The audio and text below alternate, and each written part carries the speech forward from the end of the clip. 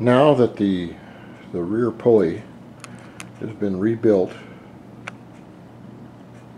and before I put it on and put it all together, I'm going to explain how the transmission system works in these little engines, and I will show you how they work. In my philosophy, to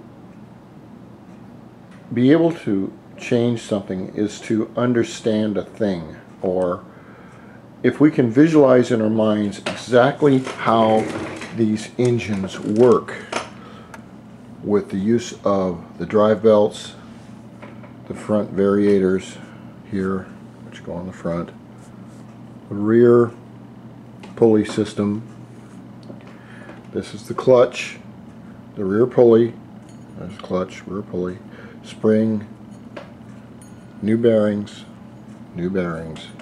We're going to put that right on there just for our illustration's sake. Okay? Now, it's kind of late at night, so I'm kind of figuring out how to do this. I couldn't sleep, so I've got to figure out how to do this and wing it. We have to find a way to get the power from the front engine through the crankshaft to the rear transmission, which translates through the transmission gears and over to the output shaft where the wheel goes round and round and round. Easy, right? Okay. Most engines have gears. Most motorcycle engines have toothed gears with teeth on them. This is what's called a CVS, I believe a CVS drive, constant velocity something belt drive. And the way this works is that the engine, I have to get my words together here, works on a low speed, high speed transmission. That's the easiest way I can understand. The engine starts in a low speed with the belt. As the engine reaches a point where the rear pulley opens up back here, and it will open up a little bit, the engine will go into high gear, and I'll explain how that works. Alright, with this different stroker crankshaft, you need something called crank shims. Now, I didn't know what these were when I first started. I'd heard about them, everything else. I thought they were inside the motor, but no, they're not. The reason is that this shaft right here is a little tiny bit longer than the stock one. And remember that on this spline shaft right here, this is all set in stone. These sizes for the variator, the ramp plate, the pulley boss are all exact sizes. They don't change.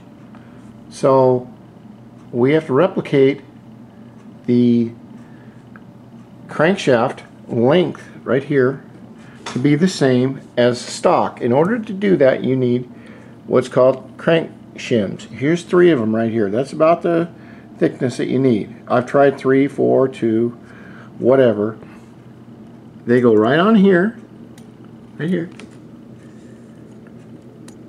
and they fit right there. Okay? Now you got your crank shims on there.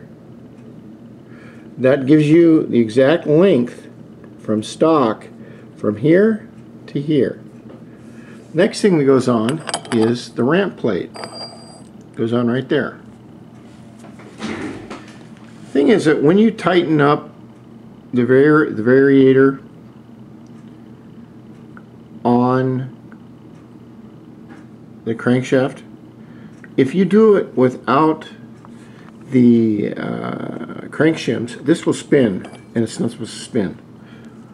So after that goes on, now I'm showing you a blown up diagram of this. Actually, this unit this unit and this unit all go on at the same time, plus the variator weights, which I'll get into. So what we basically have is, we'll put this on. This is a racing variator right here. Now I don't have the weights in it, but what a racing variator is compared to a stock variator, which you can use if you want, it's a tiny little bit wider in diameter. What that means is that in high gear, your belt is going to travel a little tiny bit higher up here. And I'll get into that too. If the belt travels higher, it means it spins your rear transmission more RPMs. More RPMs translates into a higher speed. Now remember, it's 1 o'clock in the morning. I have to do all this with one take.